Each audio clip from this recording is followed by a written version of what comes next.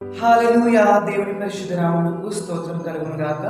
మత్తయి సువార్త 6వ అధ్యాయం 31వ వచనం చూసినట్టయితే, కాబట్టి ఏమి తిందుము, ఏమి త్రాగుదుము, ఏమి ధరించుకుందుము అని చింతించకుడి అని చెప్పి వ్రాయబడిందండి. ఆమెను హల్లెలూయా. చింత అనే పదమును మనం గ్రీక్‌లో చూసినట్టయితే మెరినా అంటారు. దీనికి అర్థము చింతల ద్వారా ఆందోళన చెందడము లేదా చింతల ద్వారా మనస్సు విరిగిపోవడానికి సూచిస్తుందండి. ఈ రోజుల్లో మనము చాలా మందిని చూసినట్టయితే ప్రతి చిన్న విషయానికి చింతపడుతూ బాధపడే వారిగా ఉంటున్నారు. ఇంకొందరిని చూసినట్టయితే ఏమి తిందుమా, ఏమి తాగుదుమా, ఏం ధరించుకుందుమా అని చెప్పి వాళ్ళు కూడా ప్రతి విషయంలో చింతపడే వారిగా ఉంటున్నారండి. కానీ మనం చింతించినట్టయితే ఇంకా మనము నిరుత్సాహపడే వారిగా ఉంటాము.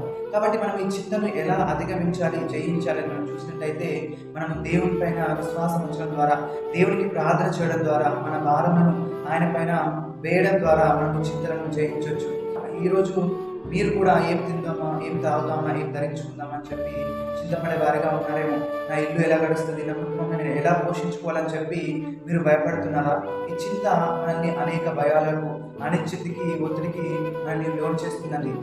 కానీ మనం ఎప్పుడైతే మన భారమును, మన చింతలను దేవుని పైన వేసి మనం దేవుని పైన విశ్వాసం కలిగి జీవించినట్టయితే అప్పుడు పరలోకమందున్న మన తండ్రి మన ప్రతి అవసరం తీరుస్తూ మనల్ని పోషిస్తాడు. అట్టి కృప దేవుడు మనందరికీ దయచేయును గాక. ఆమేన్. హల్లెలూయా.